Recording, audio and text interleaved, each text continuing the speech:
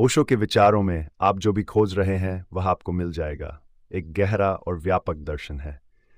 ये विचार उनके ध्यान, आत्मजागरूकता और जीवन के उद्देश्य के बारे में उनके विचारों से जुड़ा हुआ है।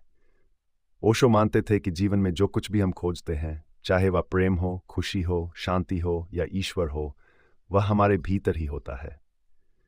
ये विचार इस सिद्धांत पर आधारित है कि हमारी सभी खोजें अंततः हमें हमारी आत्मा की ओर ले जाती हैं, जहां हमारे सभी सवालों के जवाब पहले से ही मौजूद होते हैं। नंबर एक, आंतरिक खोज की अवधारणा। ओशो का मानना था कि जीवन में हर व्यक्ति कुछ न कुछ खोज रहा है।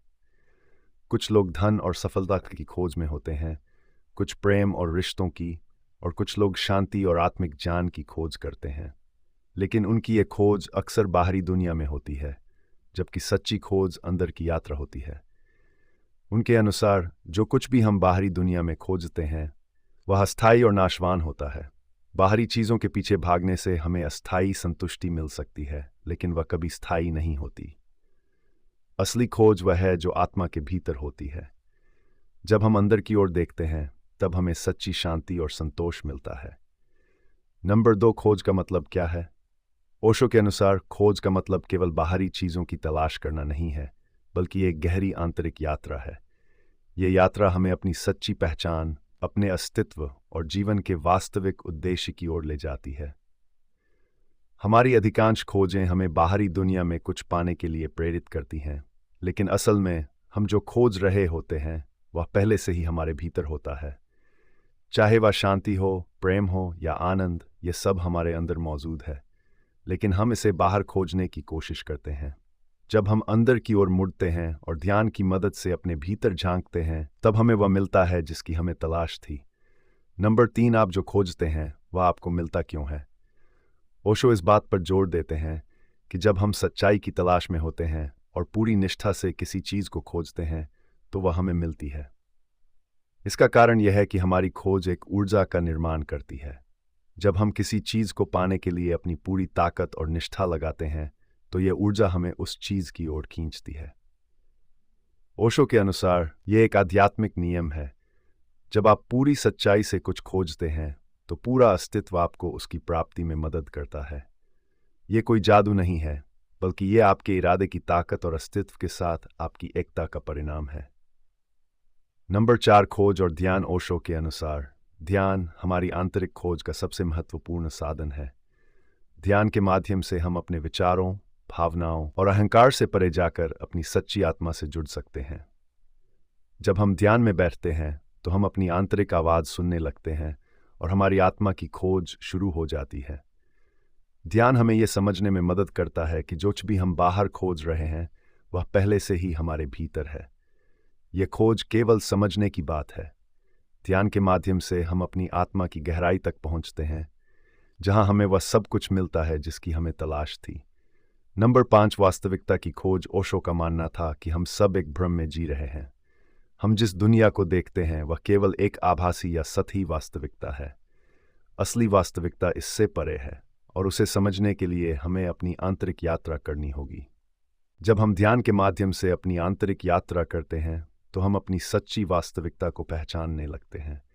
ये वास्तविकता हमें यह बताती है कि हम स्वयं ही वह हैं जिसे हम खोज रहे थे। ओशो कहते हैं कि आप स्वयं ही ईश्वर हैं। ये केवल समझने और अनुभव करने की बात है। नंबर छः, आप जो खोजते हैं उससे क्या सीखते हैं? ओशो के अनुसार जीवन में हर खोज हमें कुछ सिखाती है। चाहे हम किसी बाहरी चीज़ की खोज कर रहे हों या अपने भीतर की यात्रा कर रहे हों, प्रत्येक अनुभव हमें कुछ न कुछ सिखाता है। जब हम किसी चीज़ को खोजने के लिए प्रयास करते हैं तो हम अपनी सीमाओं को पहचानते हैं और उन्हें पार करने की कोशिश करते हैं। यह खोज हमें हमारी आत्मा की गहराइयों तक ले जाती है और हमें सिखाती है कि वास्तविकता और जीवन का उद्देश्य क्या है। नंबर सात, खोज की दिशा। ओशो का यह भी मानना था कि हमारी खोज की दिशा महत्वपूर्ण है। जब हम बाहर की ओर खोजते हैं तो हमें निराशा हाथ लगती है, लेकिन जब हम अंदर की ओर देखते हैं तब हमें असली जवाब मिलते हैं। हमारी खोज की दिशा हमें यह तय करने में मदद करती है कि हम क्या प्राप्त करेंगे। यदि हम बाहरी चीज़ों के पीछे भागते हैं तो हमें केवल अस्थायी चीज़ें मिलेंगी, लेकिन जब हम आत्मा की खोज करते हैं तो हमें स्थायी शांति और आनंद मिलता है। नंबर 8, खोज का अंत। ओशो के अनुसार जब हम अपनी आंतरिक यात्रा करते हैं और आत्म जागरूकता प्राप्त करते हैं तो हमारी खोज समाप्त हो जाती है। इसका मतलब ये नहीं है कि हम कुछ पाकर रुक जाते हैं, बल्कि इसका अर्थ है कि हम समझ जाते हैं कि जिसे हम खोज रहे थे वह पहले से ही हमारे भीतर था। खोज का अंत केवल एक नई शुरुआत है, जहां हम अपने अस्तित्व की सच्चाई को समझते हैं और जीवन को उसकी पूरी गहराई और सुंदरता के साथ अनुभव करते हैं। नंबर 9, ओशो का संदेश। ओशो का संदेश सरल है। आप जो भी खोज रहे हैं वह आपको मिल जाएगा, लेकिन पहले आपको समझना होगा कि आप उसे कहाँ खोज रहे हैं। उनका मानना था कि हमें बाहरी चीज़ों के पीछे भागने की बजाय अपने भीतर की ओर ध्यान देना चाहिए। जब हम अपने भीतर की यात्रा करते हैं तब हमें वह सब कुछ मिलता है जिसकी हमें ज़रूरत थी। ओशो का विचार कि आप जो भी खोज रहे हैं वह आपको मिल जाएगा एक गहरा और प्रेरणादायक संदेश है। यह हमें यह सिखाता है कि हमारी सभी खोजें अंततः हमें हमारे भीतर की ओर ले जाती हैं। चाहे हम प्रेम, शांति, आनंद या ईश्वर की खोज कर रहे हों, वह सब हमारे भीतर ही है। जब हम ध्यान के माध्यम से अपनी आंतरिक यात्रा करते हैं तो हमें वह सब कुछ मिल जाता है जिसकी हमें तलाश थी।